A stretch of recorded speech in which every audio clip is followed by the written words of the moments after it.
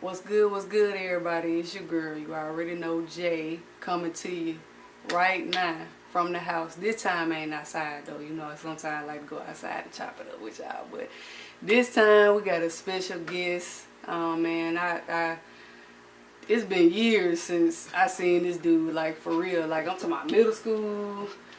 It's been a minute, but it's definitely a pleasure to see him. And it's crazy how we link back up though, cause he just hit me up on Facebook like, "Yo, what you got going on, man?" And you could tell it was genuine. I'm like, man, let me link up with him and see what he got going on. And man, that conversation turned into something that I know is going to really change my life, and I know it's gonna change y'all. It's gonna be a blessing to you all. But I ain't gonna do too much. I'm gonna let him introduce himself, and we'll get into why he's here with us. I'm Jeffrey Ruffin, entrepreneur, financial advisor. I do, I guess, a multitude of things. I have a women's shoe store, a tax service, but I guess my day job, so to speak, I'm a financial advisor for Principal Financial Group, and that's what I do on a daily. I teach people how to get to financial freedom and set them up for success financially. Whether it's retirement, whether it's making sure they're protected and their families are protected through insurance, estate planning, just setting people up financially in the best situation that I can set them up in.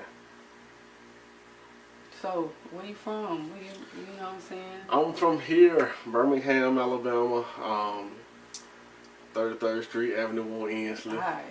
I graduated from Midfield High School. I went on and got my accounting degree from the University of Alabama, Roll Tide.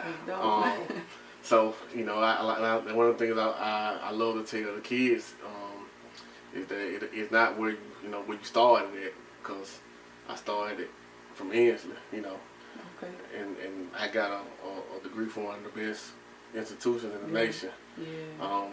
And not only a degree, but a major that was challenging. But I just took on the challenge, and like growing up, my whole mindset was I knew where I was, and I knew I couldn't stay there my whole life.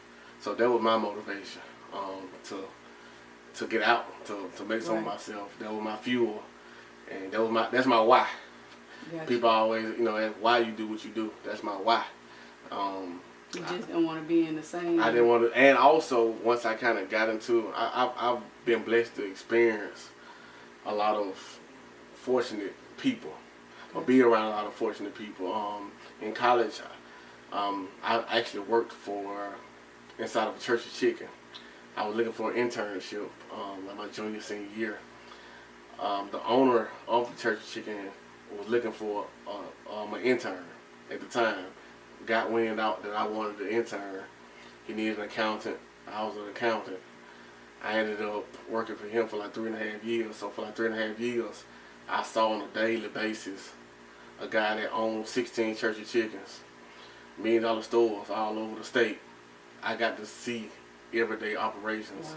The ins and outs, the bad stuff, the good stuff, and I did the books, so I learned stuff like payroll and food cost and, code, accounts payable, account receivable. So I learned, in college, I had a hands-on experience while I was actually trying to grasp concepts in class. And just seeing, and that taught him, he taught me a lot about wealth, because I knew he was wealthy, but yet he never looked like he was wealthy. But it's certain disciplines that he had that I look back on now, and that's why he was wealthy. Because he knew where he wanted to go. He started out with one store. Right. He started out with one store in Tuscaloosa, and it grew. When I left, he was buying 2 more. So from one store over 20, 30 years to 16, he knows something. I call them clues. Yeah. So I picked his brain, how you do this, how you do that, how you operate this, how you operate that, kind of how you get in the situation that you was in. And so I took some of the, some of that knowledge and started applying it to my own life. Like, he was the owner of a store. He didn't have to come to work every day. He was there every morning. He was there, he had a routine. So they go back to the discipline that, like I said, I saw. certain traits that individuals that were successful had, and I started implementing them same traits to my own life, my own profession, and went from there. Right. So from then you learned about, it was at that point like you got a little bit of a taste dealing with financial literacy. Oh, like, yeah, so you know I've always been a really numbers big. person. I've always loved numbers. But so I love their job. Like I say, I like their job. Right. Because I love working with numbers. But with that job, I was insulated to, I couldn't deal with people. Gotcha. And so that's where it was like, I like what I do, but I don't love what I do. And so some stuff started happening. He started setting off his because he was getting ready close to retirement. So he started setting off his church's chickens, went stores and whatnot. And the bank came calling. I'm like, I'm finna move back to Birmingham at this point. I didn't graduated. Why not? So I went into banking not knowing anything about banking. It was just, I didn't know what to expect. It was a job. I'm here. And so when I got into banking, it was, first thing I did was I became a sponge. Same thing I did when I was, working at that place. I became a sponge. So not only did I soak up knowledge about how the bank works from an operations standpoint, as far as just the career opportunities within the bank, I soaked up the knowledge. How did you do this? How did you get there? What did you? I asked questions. I saw and that's really, like, I've always been a sponge. I'd rather know a little about a lot than know a lot about just a little. Because now I'm well rounded. Now I'm not, I don't ever know anything about a subject, or I can't even talk to a person about a topic. And so within inside the banking industry, I became to where I could run a bank. I could show you how to just be a teller. I could, loans, investments, whatever the case may be. And so after a while, I sat back and observed on what I wanted to do, and I love the fact that I was able to save people money and make people money. And so when I sat back and looked at what I wanted to do, it was, I'm at a place now where I'm going to leverage my resources. You telling me if I want to be a financial advisor, you're going to pay for me to get the license to be one. You're going to give me the knowledge I need to be one. You're going to give me resources so I can be a successful financial advisor.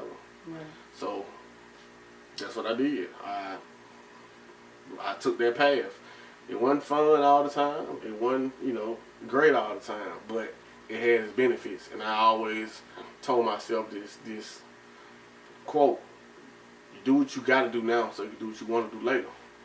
And so it was a lot of times I didn't want to do the stuff. I didn't want to go home after work and study. I didn't want to do, the call nights and all the extra stuff that you always ask why I'm doing this. And that was my whole mindset, to where I'm doing what I got to do now. So later on in life, I'm doing what I want to do. If you gave them, if they gave you what? So most 401k plans have a match program. Right.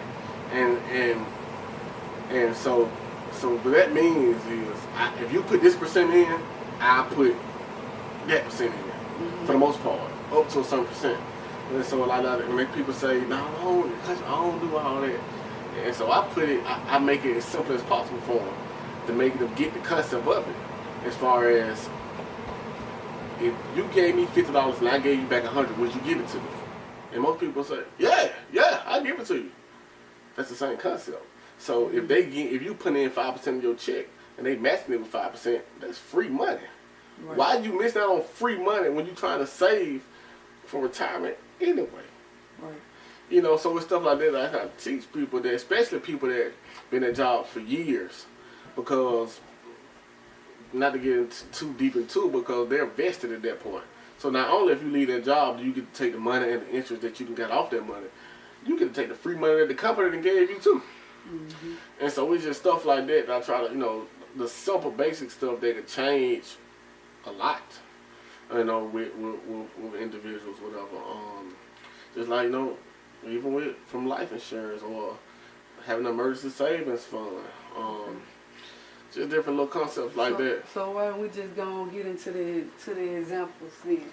What about the charts? Oh, I got you. So yeah, we got a chart here for y'all. most of the average, especially that I know, like $30, $40, $50 in student loans. Like, how much would your life be if you didn't have to pay them student loans and you took your parents, or your grandparents took their money to fund your college, and after that, you had your emergency fund where you're gonna take your 3 to 6 months of your living expenses and you're gonna put them in the savings account. Because once you start investing, you don't want to ever touch this money. This your money is growing, and because you don't want to ever touch that money. So if life ever happen or hard times was that ever happen, now you could pull from this money and still be stress free. And so that's kind of the basics of the wealth concept. And as far as you want me to touch on the credit standpoint, the average person would do this right here. Let's say they got 3 credit cards. One of them, the minimum payment $25, one of them $50, one of them $75. They, say, well, I'm gonna pay off my debt. The average person is gonna do this. They're gonna put a little bit towards next payment, $10 extra towards the $25. They may put $50 extra towards that one, another $25 extra towards that one. But to do it a quicker way is to we call snowball your debt. What you do is you take the same amount of money you was paying extra and you wrap it into the smallest bill. So like, for example, over here, you was paying, $35, $100, and $100 here. So if you do the math, the extra, all of it together, if you take the extra from what you was paying and plus it times the minimum payment your payment you was already paying, it'll be $110. You put $110 towards that minimum payment of $25 or whatever the case may be, gonna pay off your debt a lot quicker than that $35.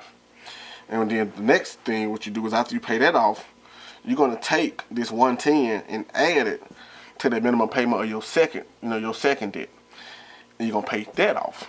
And then what you're gonna do is you're gonna add both of those together and add it to that $75 to pay that third debt off. We call it snowballing debt. It's a great concept. It worked for me. It got me out of debt back when I had my debt. And it's just something simple that a simple concept that most people get.